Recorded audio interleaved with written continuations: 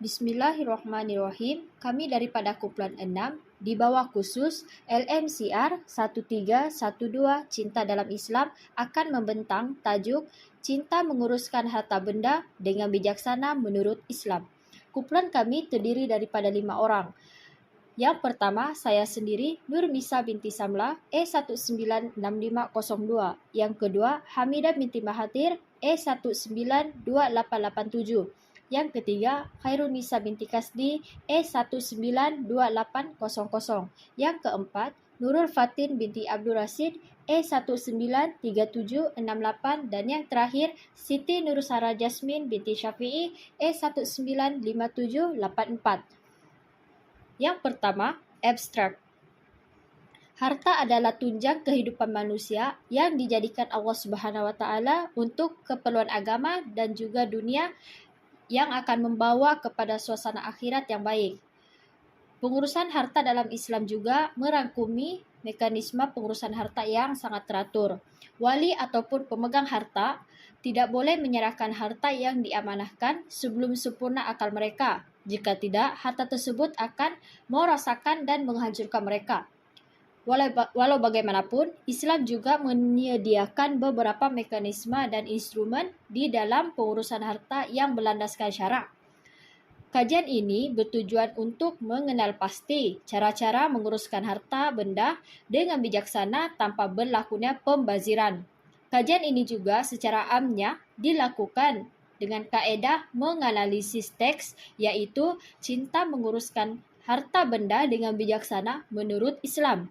Hasil daripada kajian ini, kami mendapati bahawa Islam mengiktiraf harta sebagai keperluan manusia dan pengurusan harta secara berkesan juga dapat meningkatkan pembangunan ummah serta membasmi kemiskinan.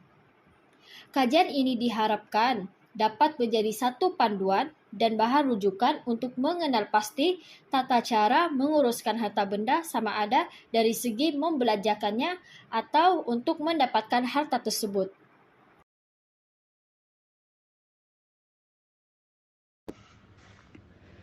Seterusnya pengenalan.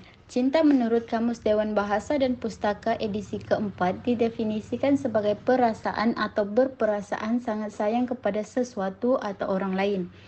Menurut perspektif Islam, cinta ialah limpahan kasih sayang Allah Subhanahu wa taala kepada seluruh makhluknya sehingga Allah menciptakan manusia dan isinya dengan segala kesempurnaan. Cinta yang sebenarnya atau cinta yang hakiki adalah hanya milik Allah Subhanahu wa taala kerana hanya Allah sahaja yang maha sempurna. Manakala harta dari segi bahasa ialah sesuatu yang boleh dimiliki dan dikuasai sama ada dalam bentuk benda atau manfaat. Harta juga dikenali sebagai sesuatu yang dimiliki oleh seseorang individu. Pengertian harta menurut istilah pula, ulama Hanafi mendefinisikannya sebagai sesuatu yang diingini oleh manusia dan boleh disimpan lama. Definisi ini berbeza dengan pentakrifan yang dikemukakan oleh Syafi'i dan Hanbali yang berpendapat bahawa sesuatu itu dianggap harta jika ada nilai komersial padanya sama ada ia dalam bentuk barang atau manfaat dan boleh dikenakan ganti rugi sekiranya ia diceroboh. Harta mempunyai kedudukan yang amat tinggi dalam diri manusia dan sangat berperanan dalam mempertahankan hidup mereka. Maka Islam sebagai agama yang sempurna tidak terlepas dari memberikan perhatian mengenainya dan dalam pada itu menunjukkan tata cara dan penjagaan yang tiada tolok bandingnya. Maka Islam menetapkan hukum hakam yang dapat menjamin pemilik harta mengambil dan memakan harta orang lain dengan cara batil adalah diharamkan sama sekali. Yang seterusnya saya akan membentangkan tentang kaedah penyelidikan. Penulis perlu mendapatkan maklumat awal berkaitan dengan pengurusan harta benda dengan bijak menurut Islam dan memerlukan bahan-bahan rujukan berkaitan cara-cara pengurusan, tujuan dan kesan daripada pengurusan harta benda. Kaedah ini telah dilaksanakan dengan mengumpul bahan-bahan rujukan dalam bentuk dokumen yang berkaitan dengan tajuk kajian. Melalui kajian ini, ia akan melibatkan bahan-bahan bercetak seperti buku rujukan, kertas kerja ilmiah, artikel ilmiah dan jurnal serta bahan rujukan elektronik yang berkaitan dengan kajian.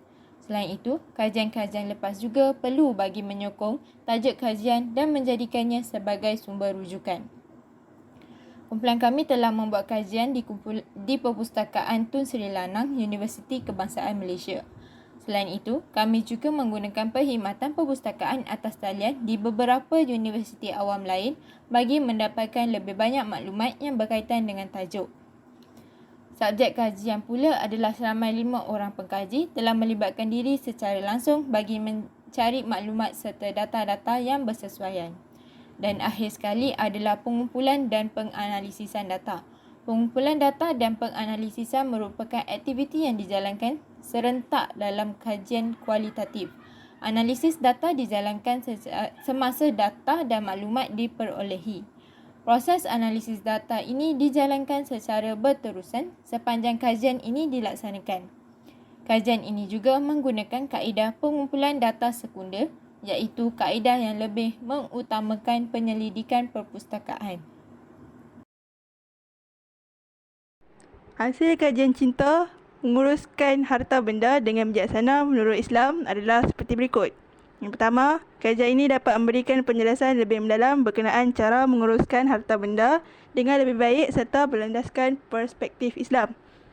Yang kedua, para pengkaji dan pembaca berminat untuk mengetahui kaitan di antara cinta dan pengurusan harta menurut perspektif Islam. Yang ketiga, pengkaji dapat menyelesaikan permasalahan berkaitan pengurusan harta dalam kalangan masyarakat. Yang keempat, membolehkan pembaca lebih tertarik dan berminat untuk mengetahui kaitan di antara cinta dan pengurusan harta. Yang kelima, hasil dapatan mendapati bahawa Islam mengiktiraf harta sebagai keperluan manusia dan pengurusan harta secara berkesan dapat meningkatkan pembangunan ummah serta membasmi kemiskinan. Yang keenam, dapatan kajian boleh menjadi satu panduan dan bahan rujukan untuk mengenal pasti tata cara menguruskan harta benda, sama ada dari segi membelanjakannya atau untuk mendapatkan harta. Kesimpulannya, sorotan kajian menunjukkan konsep harta mengikut perspektif Islam sering dikaitkan dengan definisi, pensyariatan dan cara pengurusan harta. Konsep harta sangat luas dan tanpa kita sedari, sangat berkait rapat dengan cinta. Cinta dalam menguruskan harta benda juga membantu menaikkan ekonomi Islam serta membasmi kemiskinan. Konsep cinta dan harta benda sering disalah tafsirkan dengan perkara negatif seperti sombong, angkuh, riak dan sebagainya. Oleh yang demikian itu, harta yang diuruskan dengan cara bijaksana dapat memberi manfaat kepada diri, masyarakat dan negara. Harta yang disalurkan ke jalan Allah sudah pasti akan membawa kepada keberkatan dan kesejahteraan dalam kehidupan, baik di dunia maupun di akhirat. Sebagai seorang Muslim, kita perlulah berusaha untuk menambah dan memperbanyakkan harta yang dimiliki dengan niat akan menggunakannya untuk membantu sesama Muslim. Menjadi seseorang yang kaya raya dan berharta itu tidak menjadi kesalahan, namun perlulah diingati agar tidak terlalu mengejar harta dunia sehingga lupa akan urusan akhirat.